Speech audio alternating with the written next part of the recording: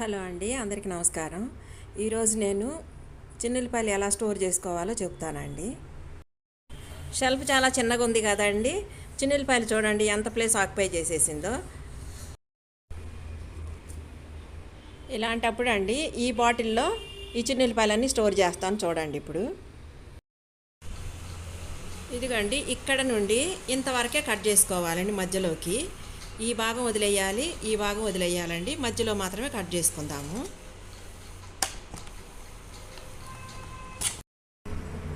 Ventilation కావాలి కదండి, అందుకు బాటిల్కి కొంచెం హోల్స్ చేసుకుందామండి. ఇలా ఒక ఇనుప కడ్డీ లాంటివి తీసుకొని ఇలా కాల్చుకొని హోల్స్ చేసేసుకుందాము. ఇలా చేసేసుకుందామండి.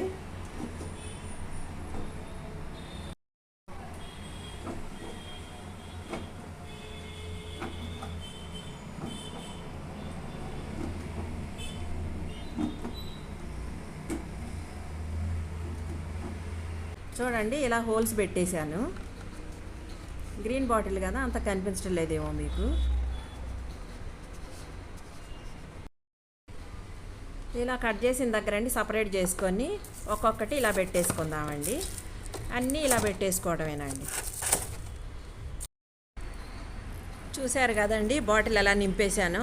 ఇది ఇంకా కొంచెం ఖాళీ ఉంది కదండి, ఇలా పాయలుగా చీల్చుకొని ఇలాగైనా నింపేసుకోవచ్చండి. తర్వాత మూత పెట్టేసుకోవచ్చు.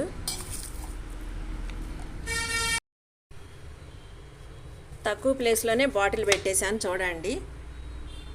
ఇంకా ఇటు ప్లేస్ వచ్చేసింది కదండి, ఇటు మనం ఏమైనా పెట్టుకోవచ్చు. ఇంకా ఉల్లిపాయలే పెట్టుకోవచ్చు అండి, పెద్ద ఉల్లిపాయలు.